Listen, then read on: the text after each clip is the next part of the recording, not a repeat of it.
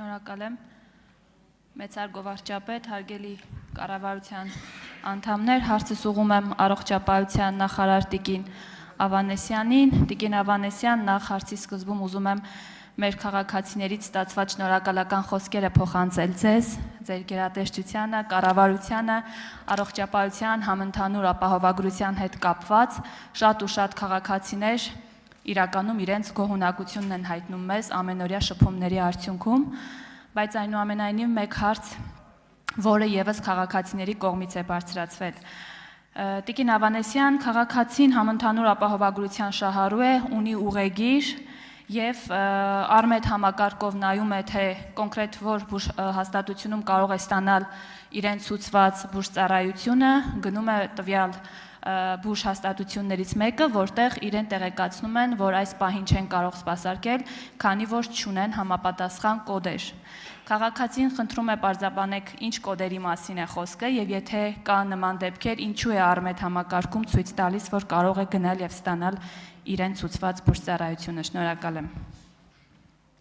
Հարցին կպատասխանի առողջապահության նախարար Անահիտ Ավանեսյանը։ Համեցեք տիկին նախարար։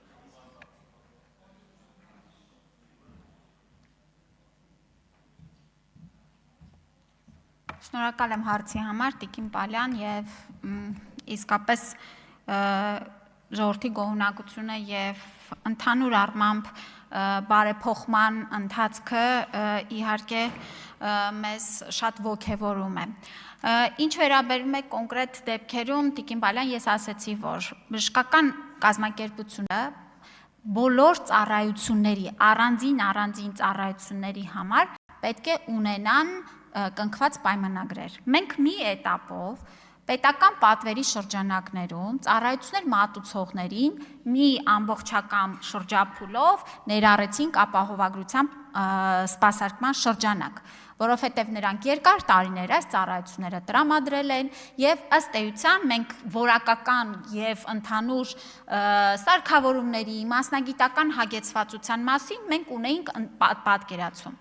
Բայց բժշկական կենտրոնների կողմից շատ մեծ հետաքրքրություն է նաև միանալու ապահովագրական համակարգին այն ծառայությունների մասով, որոնք իրենք նախորդիվ չունեին որպես այդպիսին եւ ուզում են դիմել եւ ընդլայնել իրենց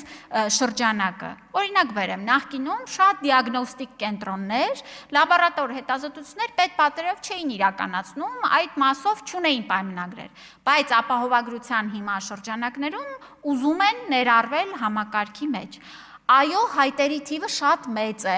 եւ մենք պետք է այս հայտերը հերթով բոլորը ուսումնասիրենք եւ բավարարենք, որտեղ այստեղ էլ մեզ համար շատ կարեւոր է, որ այս ստանդարտները, որ դրել ենք, որ ապահովագրության շրջանակներում պետք է ապահովեն, ուրեմն պետք է ապահովեն։ Դրանցից մեծամասնությունը արդեն իսկ բավարարվել է եւ նախորդ երկու շաբաթներին ըստ էության կարող եմ ասել, այո, մեծամասնությունը արդեն իսկ ստացել են հավաստումները, որ իրենց հայտերը բավարարվել են, կան որոշները, որտեղ հարցեր կան, մենք եւս պարզաբանումներ ենք ուզել, process-ի մեջ է, սա է։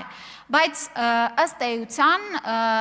ծառայությունների մատուցման առումով նաև Արմեդում կա, թե որ բժշկական կենտրոնում է հասանելի այդ ծառայությունը ապահովագրության շրջանակներում եւ ես խորհուրդ եմ տալիս մինչեւ բժշկական կենտրոն դիմելը մի հատ ուղղակի ծանոթանալ, թե տվյալ հետազոտության վրա երբ որ սեղմում են, այնտեղ ցույց է տալիս, թե որ բժշկական կենտրոնները ունեն կնքված պայմանագրեր եւ կարող են այդտեղ իրենց անհրաժեշտ բուժօգնությունը ստանալ, ես կարծում եմ դա շատ կհեշտացնի մեր քաղաքացիների գործը։